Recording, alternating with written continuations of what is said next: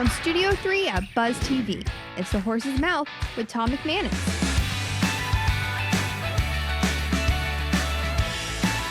Hi, welcome into The Horse's Mouth here at Tommy Max, where everybody's welcome to have a seat at my bar and tell their story about what they're doing, all the great things that they're doing out there. It's Biz Champions time, so my pal Major Harding is here at the bar, which is always a great thing. Brought to my good friends at Foodies Care, helping the homeless and the hungry right here in Northeast Florida. They're a great organization. We're honored to have them on board. We're going to talk with some old friends, some new friends, talk a little design. We're going to talk about something that I don't know yet. I wanted to wait until we introduce her and she can tell us about Team Pegine, and we'll get into that in just a moment. But let's welcome in the panel. Patrick Carter's up first from 63 Visual. Hey, Tom. Patrick, Good how to are see you? you? Friend? Doing really well. Good Thank to you. see you outside the dance world. Right. Yeah. How you doing, man? Tell us about 63 Visual. Yeah, well, so 63 Visual is, I've been in business about going on 17 years now. Yep. I'm a Neptune Beach native. I've been here my whole life. And, I was very fortunate that from a young age, I always knew I wanted to do design. Okay. I didn't have to figure out what I wanted to do. So I'm a UNF alumni. While I was at UNF, I actually started working at advertising agencies while I was in college here in San Marco. Yeah. So I spent about 6-7 years working at advertising agencies out here. And really the ultimate goal was to have my own design studio.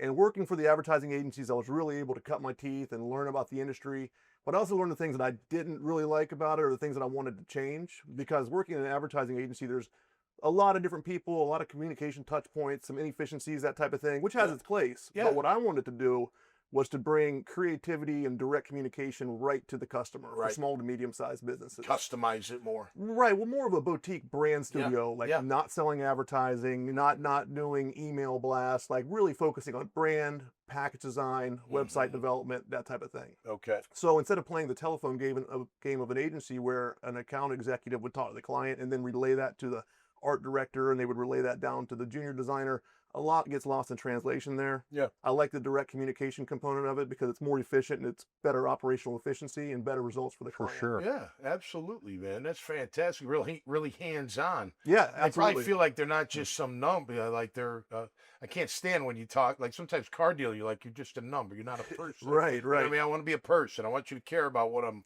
bringing to the Well, that's table. one of the most important things to me about the work that I do is that I work in just every industry imaginable. And it's really fascinating because I get to dig in and learn about these industries that I otherwise wouldn't have known about. Yep.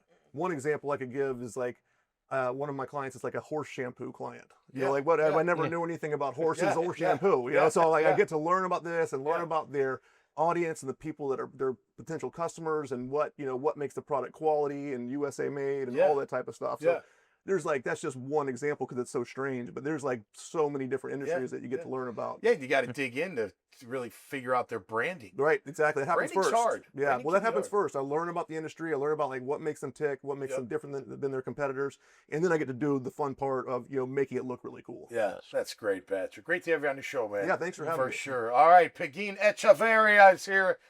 Did I get it from Team We'll go with Pegine. Echevarria. Nina, the Pinta, the Santa Maria, the Nina, the Pinta, and Echevarria. Hey, we got it. We got Hey, it. Tom. That's awesome. Good to see you. That's All right, so tell us good. about Team Pegine, if you So, would. Team Pegine, we've been in existence for almost 35 years. We Okay. are a leadership development company, Okay. and we've worked with 15% of the Fortune 500 companies. We've worked to all branches of the military, done large-scale training Cool. for the military on leadership, communication. Our biggest was working with 20,000 officers who had been in Iran and Afghanistan and needed some development training to look at how do you work with peacekeeping communities. Oh, wow. And so we had 50 role players and they went through training and it was a lot of fun. Yeah. We've done massive events, things in the White House. Yeah. And Wow. we How'd were, you get into that? Way back when? honestly, it's been this magnificent, phenomenal journey. Yeah. So I had been, I'm a New Yorker originally. Now Yep. I'm a Jacksonvillian. Right. Born, I'm not bred, I'm bred, but now I'm. Yeah. So I started because I was in direct sales. I was a president of a direct selling company. And I was really fascinated about most of our clientele was women. and my sales force was women. We had 350 sales Okay. women. So one of the things that was going on was how were we supporting them to be their highest best, and how were they supporting themselves Right. to be their highest doubt. best, right? To Gotta do sell that. more, to be more confident. Yep. And that led me to leave that company and decide to go for my master's in social work, not to be a therapist. Right. I'm more like the share kind, snap Right. out of it, right? Yeah. But I wanted to understand organizations. I wanted to understand how was the organizations working? How were they helping people grow? That led to me doing some non-for-profit work, which led me to getting the attention of Montel Williams and all the talk shows. I've been on every talk show back then, Oh, cool. except for Oprah Yeah. and Jerry Springer. But everybody else. That's the spectrum, isn't it? Everybody else, you know, from, That's and great. I was on Montel Williams 32 times. We won an Yeah. Emmy with some shows. And it was always about then looking at women and talking to women.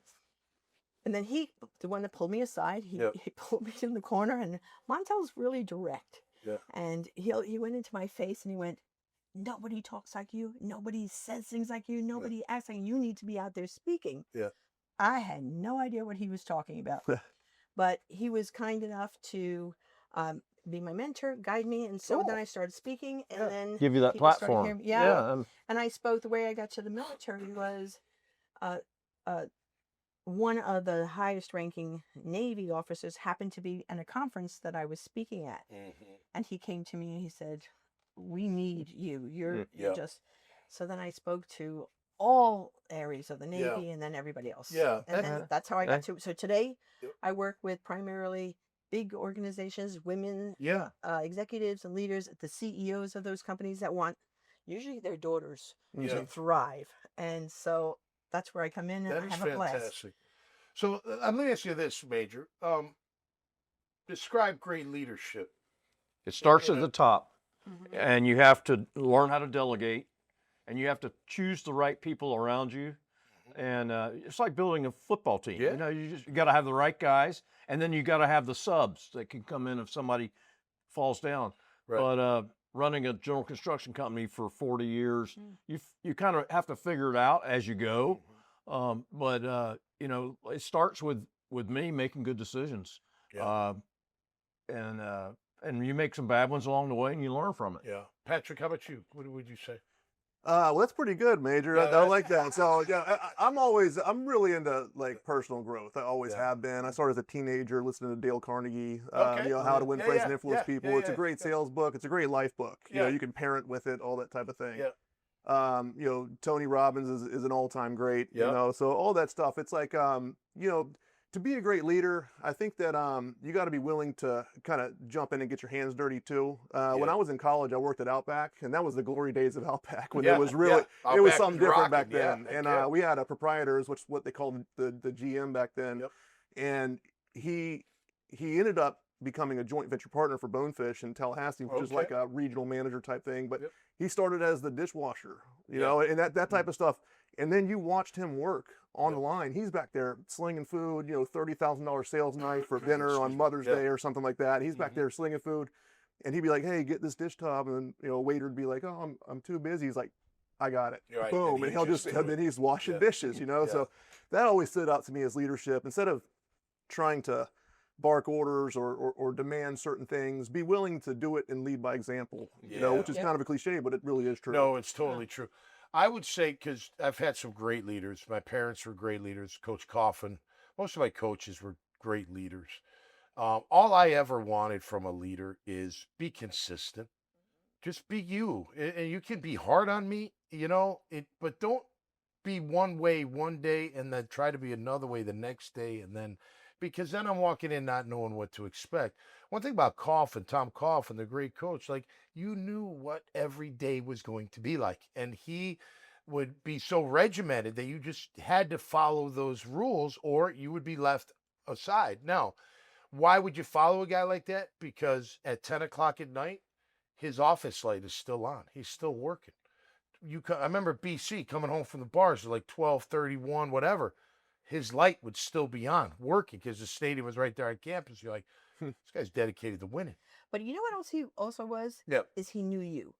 He got to know, and I think that's something that leadership is critically important. He got to know what made you drive. What was Great your point. motivator? What was Great you point. who you were? He's the kind of person that doesn't just sit back and I'm going to tell you. Right. He really spends time He does. looking in your eyes, Trying to figure it see out. where you Yeah. are, and I think Make that- those connections. Make those, and you Yeah. know, our failures when we're in business, and Yeah. trust me, I've had some, is Yeah. when I got in my way Yeah. and I didn't trust or hear or listen Yeah. to my team to understand what makes you rock, what makes you motivated, what makes you Right. tick. And you know, we always also learn is, you know, hire slow, Yeah. fire fast. You Yeah. know, like Oh yeah. I Yeah. can't, if you don't Yeah. want to change, Yeah. I can't change you. That's right. No, right. You Yeah. have to be willing to Yeah, do you know, that's a great point, Peggy. So I believe the most successful, just talk sports here, football, the most successful organizations, their leader has a room full of guys that thrives under that style of leadership. Okay. So here's what I mean. So Coughlin was hard on you. Well, guess what? All the guys that he had in there, that's how they were brought up. Pretty similar to how he was coaching. And you had to have that. You had guys that weren't, they're like, can't take it. The guy's yelling at me. He's doing this. Other guys are like, yeah, my dad yelled at me. It's no big deal. Like, you perform well. He's going to hug you if you don't. He's going to crack you. No big deal. You know what I mean? And look at Doug Peterson, who was a great coach, won a Super Bowl in Philly, came here and sputtered. Why? Because he was more like, be a pro. I'm not going to come over your shoulder. I'm not going to hammer you. You're the pro. You're a professional athlete. I expect you to do it, but you got to have veterans that will do it. Self-starters, not a bunch of young guys that are waiting for someone to lead them. You know what I mean? So leaders of companies, and it's really hard to do. I got to manage because all the candidates, but you got to find the ones that react to how you are as a leader, right? That's how you can make that smooth. It's One of my- chemistry. It's It's chemistry. Yeah. One of my best bosses, Love it. he was up here, I was way on, I was actually the receptionist Yeah. of Pierre Cardin Gant. And the president of the organization would come in and he would sit behind me with his paper. Yep. And everybody would be coming in and hello. And he was evaluating how, three things he was evaluating, which I learned later as I got promoted, was one, how is this staff treating the lowest person? Yep. Yeah. Because that told him what they were going to be like when they were out selling. Yep. That they treated the in-house lowest person. I love it. Then the second thing that he did was, who are the customers that thought they were the everything and treated me the lowest? And he was just, Yeah. nobody really knew who he was, you know. Yeah. And for him it Yeah. was, he knew which salespeople to put him with Yeah. because The match. It's like a match game. the one that Yeah. loved to work with the jerks, they gave him the jerks. Yeah, right. And you know, there are 'Cause he people can that handle just, the because he jerks. can handle Right, the jerks. it's not a He big knew how deal. to do Right, it. Was yeah. really, really good. I love it. And then the third thing, he was watching me because he had How you heard deal about with me, how I everybody. was doing that. Yeah. He's promoting me here, promoting me there. That was great. Yeah. But that was really smart, That's right? cool. Like it was like undercover boss, but Yeah. I knew who he was. No, right. But I was always shocked that nobody else knew So who he good. was. That's how it should be done. No So question. what have you done with your team? Like, what are some of the tricks that you've done that people have told you, this is so good? Just training them up. There's a right way to do things. There's a wrong way to do things. So, and I would tell my guys, okay, we're building retaining walls on the side of the highway. I said, if it takes an extra hour to make it right, so we don't have to come back and spend 2 more hours. That's right. Once the inspector says, hey, what's going on with this? I said, take the time to make it right. Yeah. I mean, so that was always it's going to cost us a lot more to go back and fix it, or to make, if it shows up on a punch list or something. So make sure it's not going to show up on a punch list. Yep. Make it good. That's right. Absolutely. I love it. We have used professional role players when we're doing coaching. So we coach Yeah. leaders who want to be better leaders.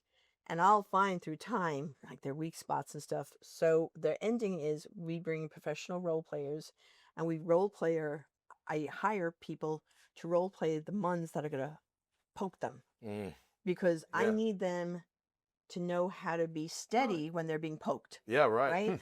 And I'm they're- not good at that, by the way. Being steady when I'm Being both. steady. Well, There's let no me bring steadiness. let's bring some role players in, and we'll work with you on that. So at least you look steady. Right. Well, I can speak to That's that actually great. too. Going back to the Outback analogy in the leadership part. So I have some web developer employees. Like I'm not a web developer by nature, Yeah. but I did come up in the early 2000s when designers had to be developers too. People didn't understand each other the roles. So I hire my developers because based on their expertise. But sometimes they're not quite doing it right or not doing it. But I know enough to kind of get in there and say fix and say, hey, look, here's how it should be done. You know, so it's kind of like the dish tub example of like the general manager doing the dishes. You know, I'm kind of like saying, I'll jump in and say, look, here's how it should be. And they're like, oh, okay, well, and then they value that. And they tell me, they're like, thanks for doing that. Now I get it. And I'm going to do it this way. And these developers I've worked with for like 15 years probably. Yeah. So we know each other really well and we work together really well. Yep. And, you know, I don't lead a big team, but it's like, it does bring gratification to kind of work with them and know that they respect the work and I respect them and that type of thing. There's a mutually beneficial component to that. That's a good combination for sure. All right, guys, thanks so much for being here. Really appreciate it. Happy 4th of July. 4th. Yeah, happy Safe, 250 safe years. 250 year celebration. Touchdown. Thanks for Celebration. being here. All right, that'll do it for us this time around here on The Horse's Mouth. Make sure you check out their profiles. When you go to the dailynewsnetwork.com website, you'll see this episode, their names underneath. Click on them, and you'll go right to their page, and you have a chance to figure out or learn more about them, maybe figure out how to connect with them, et cetera, et cetera. Thank you so much for watching. Until next time, stay safe, be cool out there, and have a wonderful 4th of July. Cheers.